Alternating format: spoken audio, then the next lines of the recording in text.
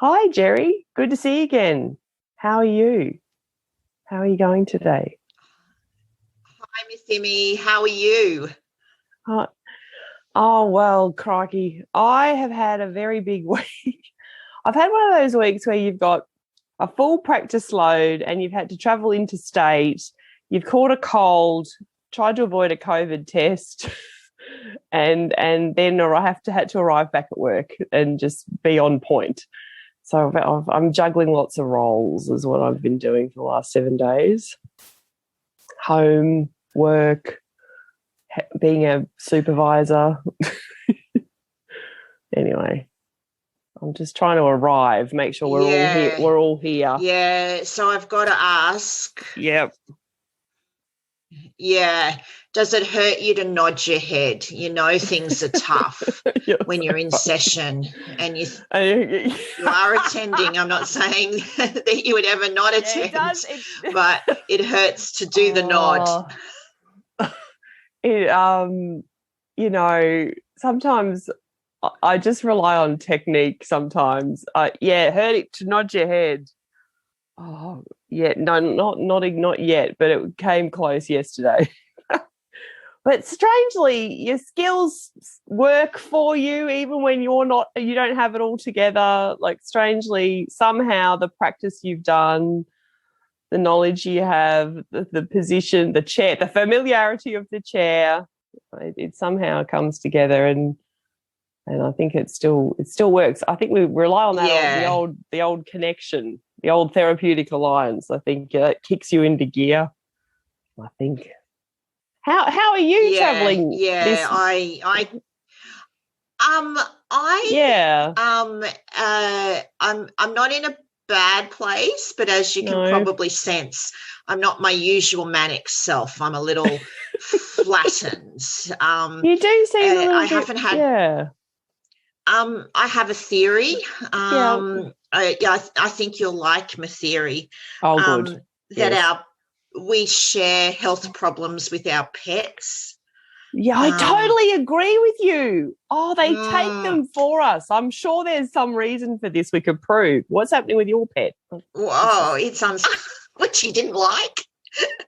Tiger is a beautiful white and tabby cat with big green eyes and a little pink nose. Tiger also struggles with his weight. Does he? Bless him. Yeah. So I guess I relate to Tig. And Tig also oscillates between being flat out on the couch and demanding things. So I think it could be just projecting. Just missed that bit, Gerri. So carry on. Oh, the two states of Tiger are sitting on the lounge or demanding food. They're very similar to my two states, either being activated or depleted. That's so funny. Could we have a medium range here, Tig? And when I say Tiger, I guess I really mean me. What? I love that Tiger tries to help you understand yourself and reflects to you what's going on. Bless him. I love that. That's so funny. Yeah, keep going. What do you think? Do you think that the amount of self-care psychologist requise is just absolutely ridiculous? Off the charts. It's off the necessary. Charts. I think I'd like to be permanently being breastfed or something. It's like you need massages, you need acupuncture, you can't do enough meditation. You just or martial arts. That's another thing I wish to get on the agenda, and I can't get enough martial arts on the agenda. I know, man. It's off the hook. It's off the hook, Gerri. Righto. So Tiger's showing you that what's he doing this week? Is he more relaxed and like pet me? I need cuddles. Or let's use him as a transitional object for a minute. Like we'll talk about Tiger. Oh, okay. Okay. What's he up to? What's he need this week? Tig seems to need to be constantly fed expensive cat food. Bless him. Yeah, while rejecting any kind of run-of-the-mill cat food. Yeah. So he also wants things that aren't healthy for him. I've noticed about the old Tig. Does he? Yes. Oh, yeah. Cheeky beast, cheeky. Yeah. What does he want? Too much dry food? He wants the Gucci wet food. Does he? You know the human equivalent in what's that? Chocolate in your secret city? Do you have Hagues? Mate, do we what? Revealing that it's not Adelaide because Adelaide has Hagues. In fact, the mothership of Hagues is in Adelaide. It's my dream to visit. We've got so much good stuff in the secret city. It's like we've got more of it. We're so lucky in some ways, but my husband's a mad cheese addict, and unfortunately he's also fairly allergic to cheese. So he has this push-pull thing going on with cheese. So it's quite an explosive reminder of why we can't have cheese. But he goes for all sorts of cheese. We've got all sorts of cheese in the secret city. We've got cheese coming out of we've got cheese all over the place. And chocolate. Man, we got chocolate. We got all sorts of good stuff. But we got your husband and Tiger share similar digestive systems. They are. It's troubling, isn't it? And the troubling thing is they know. Yeah. You go, Gerri.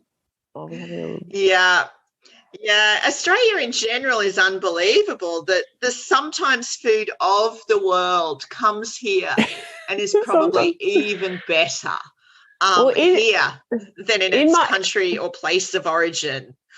In my secret city, there's 3 things you need to know to identify yourself as a denizen of said city. First one is who's your football team? What do you think about Collingwood? And where do you get your coffee? Good. Oh, there's other identifiers. Yeah, apparently women can only wear black and grey. That's also true. It seems so to me. Yeah. Well, see, there's a reason for this, and I've worked this out coming from a more colourful state. It's because there's a fluctuating temperature and you don't want to have too many sweat marks on display. So if you wear black, and it starts out cold but ends up boiling, you're good. You're good. You still look good, or you look okay, or depressed. We could talk about that. The secret city full of. Anyway, back to your tiger helping you out, trying to carry your shadow there for you, Gerri. He's trying to bond with you. He's probably trying to give you some cuddles. Anyway, he likes Gucci naughty food, naughty cat food. Is he? Is he? Well, I don't know. We're quite subdued. I think Tiger could be communicating something else. Oh, right. Sorry, I guess Tiger is communicating. This is my theory on what Tiger wants to communicate. He clearly wants to communicate that in ancient Egypt, his ancestors were worshipped as gods. Yes, that I love that. I know. Cats don't have a bad life generally. They've got a fairly good life. They have people, Tiger probably sees you as his staff. You're maybe the favourite staff member. Who knows? Are you the favourite? You know how the cats have. You're the favourite, are you? I don't know. I don't think Tiger discriminates. In my softer moments, which are becoming rarer and rarer due to the amount of cat explodo poos I've had to clean up, I call Tiger first baby because he was the youngest cat when we got him. He was like a perfect kind of storybook kitten. He was a true delight.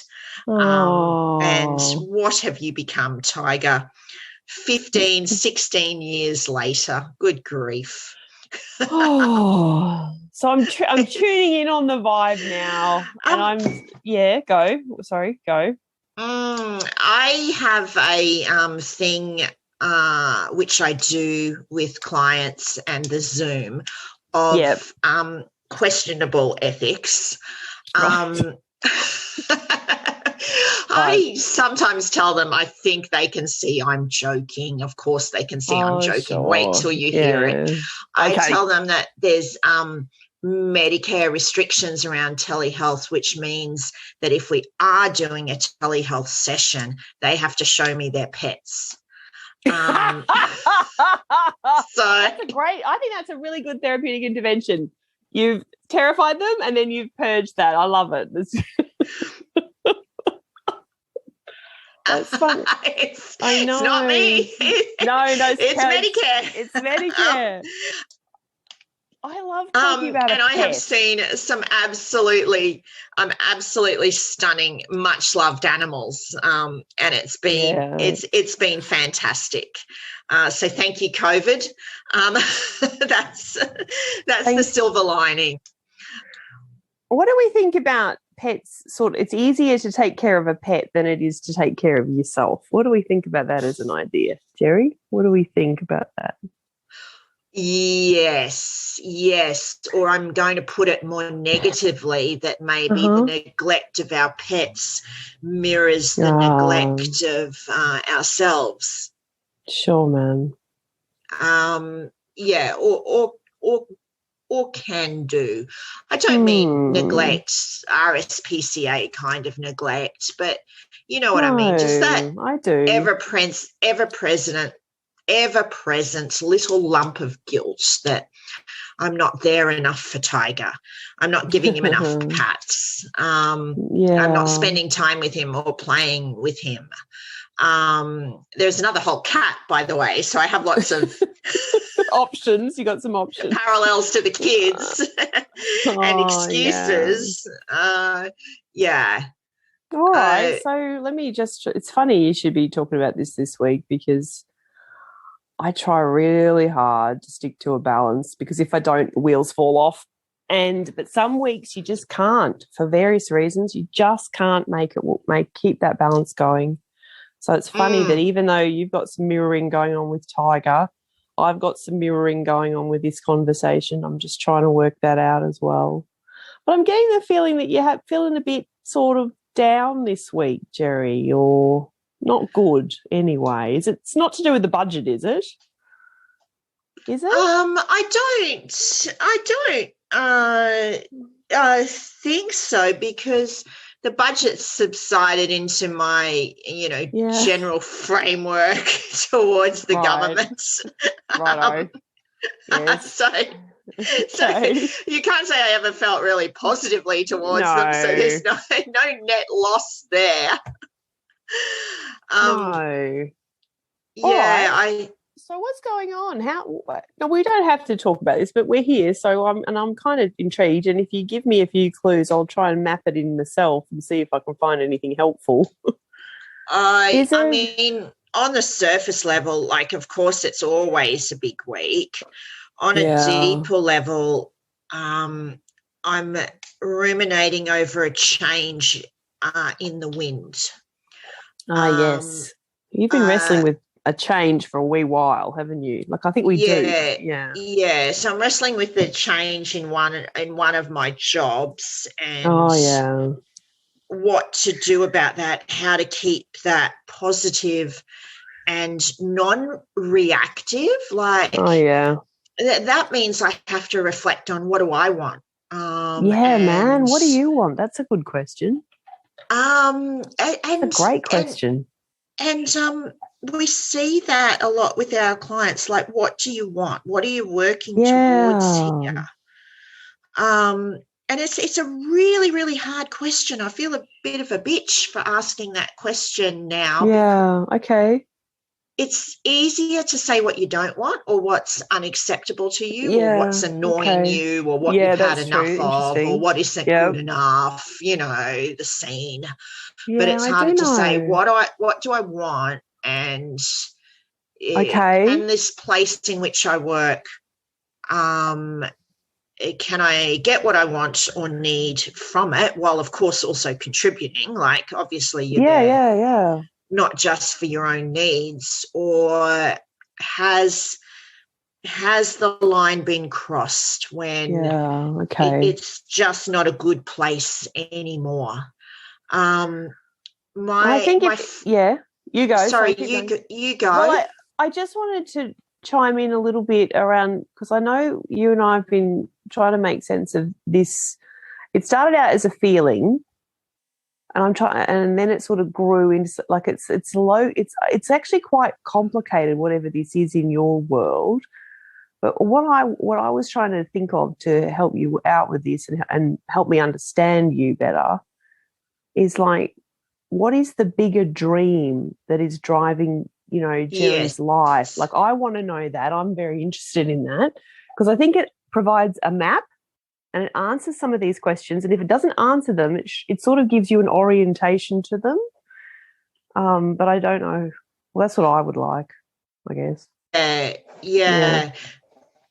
But even what is the dream is a really hard question, because when people ask me that, I actually have an answer, right? It's a very hedonistic answer, and it involves a lot of looking at apartments in Berlin with balconies. The balcony is a key part of the dream. Okay, interesting. The balcony on which to drink beer. And it's in a fantasy lifestyle. I think I will make it a reality at some time in my life. I do think that I will live in Berlin for a little bit. So I think that will happen. Tell me more. What is the essence of the idea of living in Berlin, Gerri? Are we thinking 1920s? Well, it's completely hedonistic and selfish. Which doesn't mean that I won't do things. I will do things. I'll go to language school in the morning and then take in a historical museum or place in the afternoon. And spend the weekends kayaking along the Spree. The Spree. Oh, man, I love Berlin. Miss Imogen looked a bit... this river may not be said correctly, even though one of us has learned German for a very long time. Okay. I was probably giving it the Australian accent there. I love Berlin, Gerri. I've been there a couple of times in my life, and every time I've been there, it's just an incredible city. I totally understand your desire to go and move there. They've got gluten-free options. They got vegan options. They're like totally up with everything. They got some weird spoons that hang on the side of glasses that are just designed exactly as you need them. Go the Germans. Wow. Wow. But then I've never been to Paris. I did go to Paris, but I was 4 years old. Paris is a different thing in my experience. I like Berlin. I don't know. They're just different. One's got the Eiffel Tower. And you have to take your shoes off when you go inside because the streets are still very interesting. You know what I found interesting in Paris? They have these street sweepers that come around in the morning at about between 4 and 5. And at the time when I was in Paris, they have these strange brooms that are actually molds of actual broom, like the plant in like the way the straw kind of works. And they were green at the time. It was the weirdest thing. I noticed very strange things. I thought, why wouldn't you just use like single strand straw? Like, but they had sort of branches on the broom that they made into a mold rather than use the plant. Very strange. Anyway, that was a piece of weird information. Back to your vision of going to Berlin, Gerri. Like, okay, so you want freedom, I think is what you're going for, isn't it? Like, freedom and stimulation as well. Sure. Because I guess my secret fantasy career is as a historian. Is it? Wow. Yes, it is. But I've got to tell you a thing that my supervisor said to me, which is such an obvious thing. And I'm so embarrassed that I didn't know this. But when I heard it, I was like mind blown while simultaneously pretending that I knew all about this already. Right. He said everybody needs an escape plan. And most people's escape plan usually involves a coffee shop in Byron Bay. Oh, God, the traffic. Don't do that. Yeah. Or, maybe this escape plan has changed a lot. The collective escape plan may be different. Or perhaps a B&B in a scenic coastal community or a kayak rental shop. Probably my escape plan is just a bit more European based, which is not helpful in this day and age. It's in the northern hemisphere, yeah. But isn't that interesting? Does everybody have an escape plan? And if they have an escape plan, I'm super interested in the details of their escape plan and where they're going. But also, what are they escaping from? Oh, Gerri, these are great questions. I love these questions. Okay. Yeah, I know, but I don't have any answers. And possibly at the time, this was actually, to give me credit, many years ago, where the idea of an escape plan was floated. And at that time, I myself did not have an escape plan. I thought this was the end. So perhaps I was in a bizarre and very poorly documented time of contentment. I missed it. It's a shame it was poorly documented. I want to go back to your supervisor's talk about the escape plan. Now, you see, I have a different view to his. I reckon you should go for your escape plan. You should try and build the thing and try it out. You know, like let's get some dreams going rather than do them later when you've retired, because I think there's something important in a dream like that. It's a part of you that's trying to connect with you, and I think it's worth at least trying it on in an imagination sense, if not actually going to Berlin, and because it's like your own treasure hunt. Your dreams a little clue. You go. Oh, I love that. It's like your own treasure hunt. Yeah.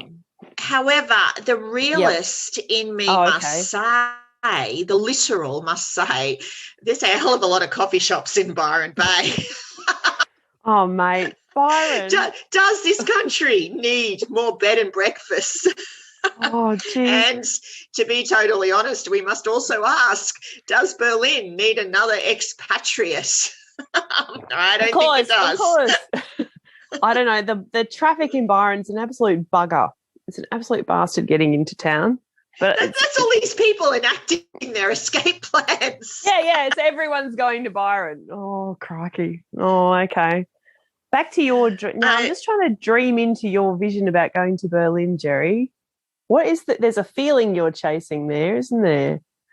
What is that feeling, Tiger? Yes, Tiger. Yeah, there is a feeling. What's the feeling that you want, though? What are you trying to grab? Yeah, you even called me Tiger. Good I grief. did. I called. What would Tiger do? What would Tiger do? Yes, he'd go and have a rest. Yeah, Tiger. I don't know how Tiger fits in with this dream at all. Oh, okay. Well, who? Tiger what needs about a wealthy Gerri, foster parent. Okay. What Tiger would do in Berlin is eat a lot. Yes. Well, I'm going to eat a lot of carbs. Oh, ripper. That'd be great, wouldn't it be? Carbs. I'm going, but I'm also going to match that with a lot of beer. Can I use the word frolic? I definitely want to actually frolic. Oh, crikey. Yes. Through the forest and the okay, good. And yes. the parks. Yes. Oh, lovely, Gerri. Would that be a clothed frolic, or would you do some nude work? Is that clothed or a bit of nude work? It had never. I'm appalled. It had never ever ever occurred to me that there would be any need Look, you to know be nude. I think one can frolic just as effectively clothed. Okay. Well, your Northern European doesn't mind a bit of public nudity. Pair of travel pants and a little bit of a Kathmandu wool number. Okay. Be absolutely fine for frolicking. Okay. Well, some people. No. There is no nude work. We've got an edge to nude work, just to be clear. All right. That's fine. So they do saunas. Sauna. You can have a sauna. I love a sauna in Northern Europe. Says me confidently. Yeah. You know, and it's a nude sauna, right? Yeah. Well, everyone can wear a pair of firm swimmers. Whether they be from Best and Less or Speedo, get your one piece on and do what you need to do. But I am not putting up with any of this Euro trash nudity in my frolicking. Okay, just to be clear, there will be no nudity. All right, yeah, righto. So we're frolicking around in our Kathmandu turtleneck. Righto. Okay, then what happens? What happens next? Well, just like untrammeled liberation. What I was going to say. Yeah. What I was going to say is that it does sound very lighthearted, but when you're with Berlin, there's a historical footprint. There's a serious footprint. There's stuff to reflect on. Yes. And so we have a wave, a moving forward, not an oscillation, because I use oscillation to imply negative things, but a moving forward and back between serious reflection on the past and a slightly joyful present. Well, what I love about Berlin, and this is a testimony to the German people, is you walk around Berlin and they've left bullet holes in some of the buildings. There are reminders here and there of what happened in the Second World War.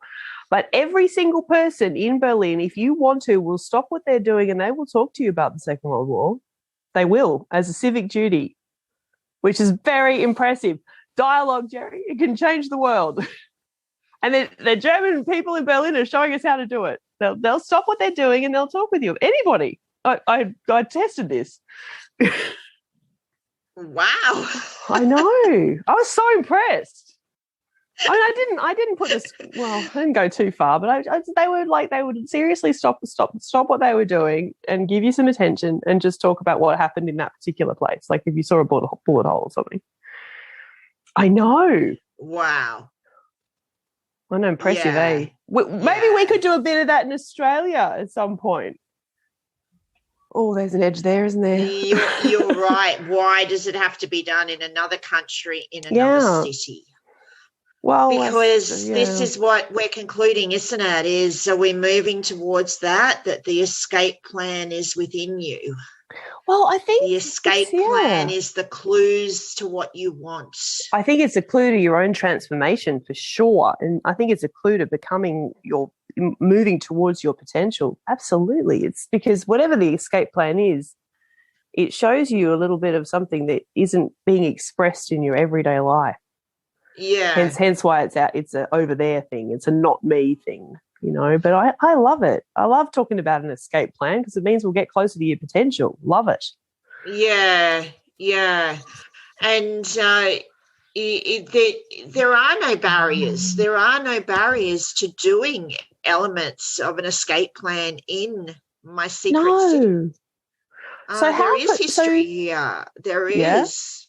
Yeah, that's true, Gerri. There is a darkness. There is. I mean, and likewise, there are parks and forests almost custom built for frolicking. And you could get your turtleneck Kathmandu kit on and get out there and have a bit of a crack. We could have some footage. We could stick it. We could get some footage. You could get your GoPro on your head. Those GoPros. When I was younger, I loved skiing. Thank God for the GoPros because they put videos up on YouTube of them skiing and I can remember what it was to be young and fit and agile. Wow. And that's I know. I'm so impressed I could hardly speak. It just perseverating on a couple of details here. You may wish to wear your Kathmandu gear, or I would like to open it up to any Australian brand of mid-range activewear. Yeah, I love that inclusion. That's great. Every diversity. Yep, goodo. Yeah. So are you more open to nude work in your secret city, or is that inappropriate? No, there is no nude work. No nude work? Everyone in all of my dreams is fully clothed. Okay, well, some people have some difficulties with the clothing, that can happen. Not everybody. Fact, my actual favourite fantasy is the opposite of nudity. Do you want to hear my favourite fantasy? Right, yeah, I do. I feel it coming, but let's go. Let's go have it, Gerri. Off we go. Yeah, listening. Just in order to enact this fantasy, this is the real dream. Yeah. The dream, are you ready? I am. The dream is to wear 7 items of Uniqlo. What the hell is that? Tell me. Now, tell me. Explain to me. Are you unfamiliar with Uniqlo? I'm uninitiated in the ways of Uniqlo. Tell me what they are. Uniqlo is fantastic. I think most cities across Australia, in fact, the world, have a Uniqlo. And I mean, that's my main issue with Europe, really, is that Uniqlo does not take the place in society that it should. Australia is coming around. Japan, Korea, China have all embraced the clo. Uniqlo stands for unique clothing. It's a Japanese brand of high quality clothing. And Uniqlo is also, I think I could just be making this up, a little bit normcore. It's clothing, although there are collabs with designers, in general, Uniqlo is perhaps a tiny bit on the bland side. All right. Well, that's all right. Now, high moments of my life include Ginza Uniqlo, which was 8 stories of Uniqlo. Oh, Gerri, that's exciting. It was really exciting. Yeah, that is. I can see how excited. I'm excited because you're excited about this. I want to find out more about this now. I seriously do. I want to go and Google it, but I can't because we're busy at the moment, but I'll do it in a minute. And some Uniqlo loungewear.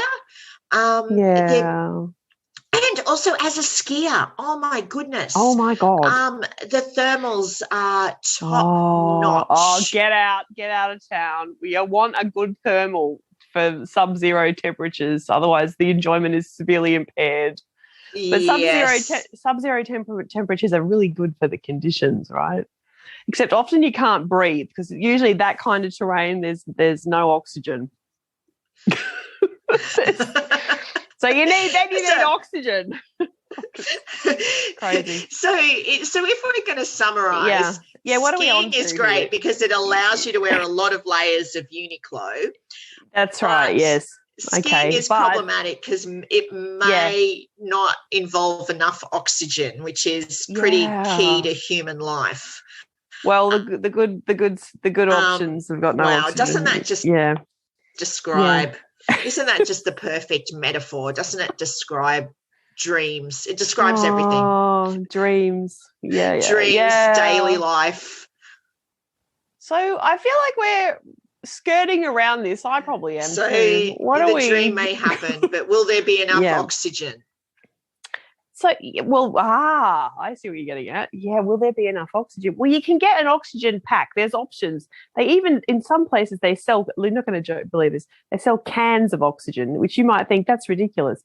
But, you get there, you're out of breath, and you really want a can of oxygen, and you crack it, and you inhale it, and you feel better. It's the weirdest thing.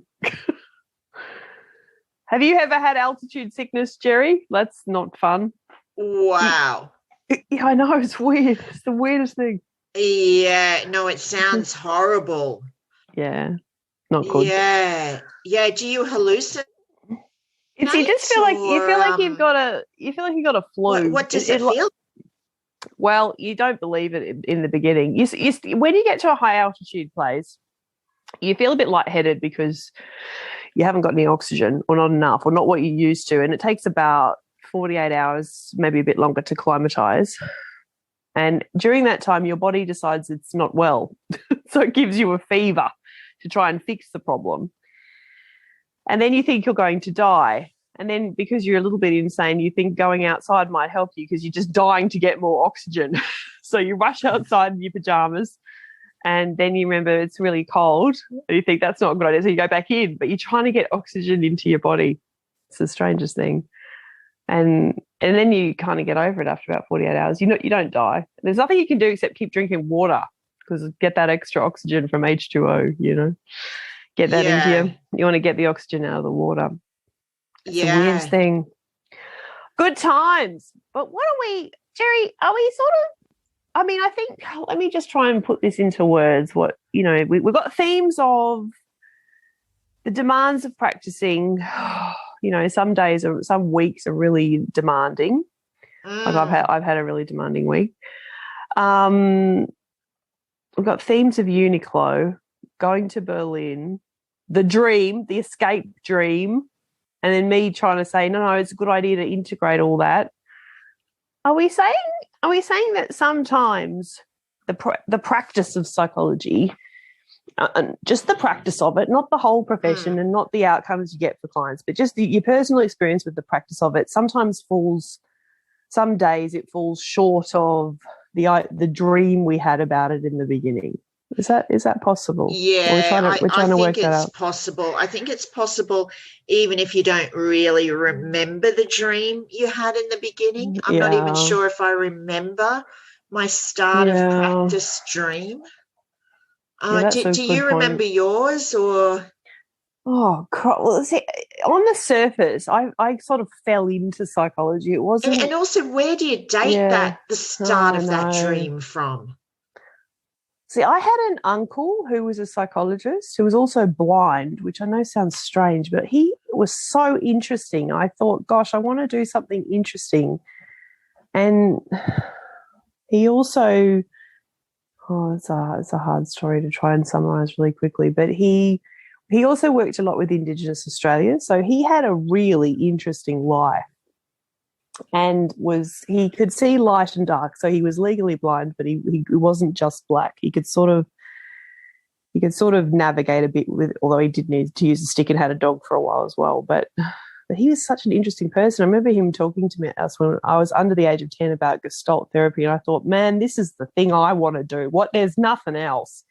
Because he seemed to be really good at doing or demonstrating depth transformational techniques, and I thought, gosh, that's so interesting.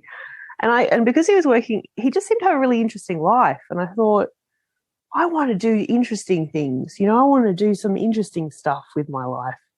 Then, of course, you end up going to uni, and you don't learn any of that. You just learn about rats and stats and and how to perpetually live with a sense of failure.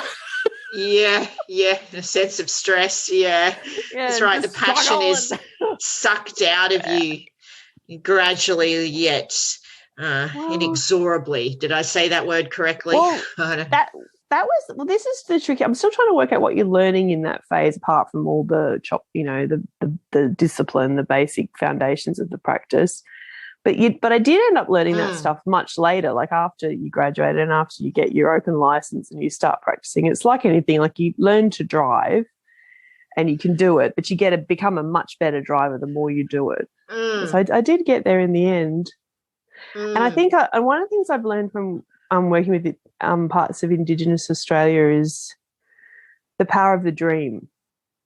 And I think this theme shows up in Indigenous cultures all over the world, like the idea of a dream and how important a personal dream is to ordering your life, growing yourself, participating in community, building community. So I'm kind of curious now, Gerri, what was your dream? I know it might be hard to remember, but if you can't remember, just make it up. Just imagine what it was. It's as good as it'll mean the same thing. What was your dream? Yeah. I think parts of your dream resonated with me. I know I wanted to do something interesting. Yeah. I know that I did want to do something to help people. Yeah, cool. And I also grew up with how can I express this? I guess it was part of the zeitgeist of the time, of which my parents were models, that there wasn't really anything, there weren't really any mental health problems. People should just pull themselves together. Oh, yeah, man, that was rough. And move on. And that if you did have something going on, it was labelled very unfairly, a little bit sort of trashy. Definitely as a weakness, yes. And a failure. I think they'd probably even say that. So even as a very young person, in my head, I knew that wasn't right. I knew that things happened to people. Yeah. And I knew that there were things that people couldn't help. Yeah, absolutely. And I knew that those things should be acknowledged. Yeah. So as I guess we all react against our parents or the way they were, and then simultaneously 30 years later become them. No, I don't think I have in this dimension. And I don't think they're like this anymore too. I'm just, you know what I'm doing. I'm speaking in kind of symbols and generalities. Yeah.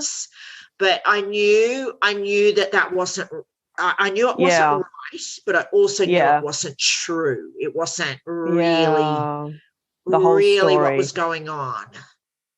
I think it's hard to put that into words when you're a young person, and even as you get older, you need a framework to articulate that sentiment, don't you? Like, trying to put your finger on what is wrong. What is the thing that's wrong? I think secretly everybody knows there's something wrong with the world we live in. There's a feeling of there's something not right. Yeah. But what is it? And it, how do you put your finger on what it is? And any attempt is a good attempt. Hopefully, crisis in your life will help you put a finger on what's wrong. Well, that's how it works. Yeah. But the other thing that's striking me as we talk is that my dream, dream in inverted commas, in bunny ears, is essentially quite selfish. Well, that's part of a dream, surely. But anyway, what is it? Because it's interesting. It doesn't have to be. But that original dream, I guess, wasn't selfish. Okay. Which is good. That's I'm saying right on past me. Future me. What community events are you going to be involved in Berlin? That is what I'm saying to past me and future me.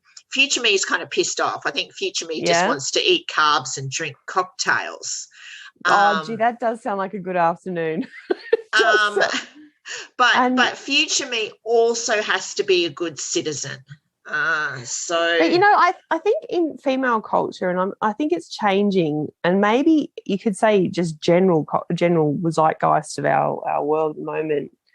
I think you could make an argument that the self is marginalized, like yourself. So when you say it's a little bit selfish, that may not be a bad thing, Gerri. It might be you trying to integrate that sense of self. So I don't know if it's necessarily a bad thing. It just is, isn't it? If your dream is swinging in that direction, maybe that's, there's something right about that, maybe. You don't think so? I would, yeah. Okay. How can I, how there's the guilty feminist. I guess I'm the selfish feminist. I just don't do housework, parenting, In fact, in my world, all kinds of work is men's work, you know. I just don't do any of that. Yeah, it's just too hard. Okay. So I don't think I'm I'm not a downtrodden unit, although what you have said does apply widely. I just don't think it strongly applies to me personally. All right. So I'm just trying to get a grip on what we're bringing into focus here. That's all. I'm just trying to get a sense of. There's a sense of not being kind of happy about something, a sense of something missing. And whatever it is, it's sorted out by going to Berlin in your dream, you know? Yeah, yeah. So what is that? Yeah. / escape plan. / escape plan. Well, you have a crack at articulating that, because if I do, I'll probably get it wrong, and I don't mind getting it wrong, but it might be more fun if you have a try of putting it into words. Like, what would going to Berlin give you that's not happening right now? Do you know what I mean? Like, what's the essence of it? Because if we can figure that out, we might bring it into life. That's the confrontation, because there is nothing that's terrible about my life at the moment. Okay. I am completely blessed. Right. Okay. But I could not be more blessed if I was a hip young person on YouTube. Well, that's a hell of a dilemma, isn't it? Because so I bloody better man the fuck up. I sense a powerful critic coming in right now. But I think powerful critics got a point, and be grateful for the things in my life. And if I wish to oscillate between serious historical reflection and frolicking through a forest or perhaps a grassed area, depending on my preference, then I totally have the means at my disposal to do those things. Okay. So perhaps I should get on to that. I tell you, this could be more about me than it is about you, but my sense is something in this picture is missing. And even though I'm talking to you, Gerri, in a way, what we're talking about is a shared experience as well. So I'm trying to figure out, like, one way of looking at this is you're taking a role in the interaction and verbalizing it. But I mean, how about this for trying this on for size? I think Western culture does have a sense of something missing. Yes, yeah. It looks great on the outside, in standard of living's higher than it ever has been. We got medicine, we got, education, buildings, we got vast knowledge banks, we got good stat systems that help the government get better at. I know we got a lot of criticisms of the government, but still we're on the way, we're getting there. So things are going better than they ever have. Yeah. It's pulling people out of poverty. It's not perfect. I get that part. And but we've got soft furnishings. We've got a variety of healthy foods. We have multiple avenues to self-actualization. Yeah, but but there's this malaise in the background of, is it something to do with connection, Gerri? Something to do with, is that what it is? Okay, so it might be. So I would think there's something in the field, like a role or an experience that is not central. It's kind of on the periphery, and we don't know how to talk about it yet. But it can make itself known, like something threatening to pounce on you. It's a feeling of, and your antidote to that is, in a non-nude work way, pony up and frolic in the Kathmandu turtleneck. But that's an interesting dream to me. It's interesting. It's a daydream, but it's still a dream. Yeah, you forgot a key component of the dream, which is the serious reflection on history. Okay. Right. Well, we'll speak to that then. Help me out, Gerri. Well, of course, I'm talking about, Berlin as the epicenter of World War II history, Holocaust history, and the even Cold War stuff. Yeah, that's true. Okay, and wow. wall stuff. But why, what happened in Sydney? Or the secret city that I may or may not be in. Yeah. And a hell of a lot, and a hell of a lot happened. Crikey. Any Australian city. We just don't know about it or think about it or have memorials to it where we can go and reflect on it. Okay, this is the edge we're sitting on, friends. This is a powerful edge. And we're going to come up against this edge again, I think, because we are in Australia. And as you know, Gerri, the land in our country, as is everywhere in the world, is alive. And our elders and Indigenous people in this country will acknowledge the land as a participant in every conversation, which we probably should start doing somehow. I'm not sure how we do that without sounding ridiculous, but we could try. So the Aboriginal people in Australia believe and experience the land as a real being that they have responsibilities to and allegiances to and custodial duties. They have to protect and look after the land.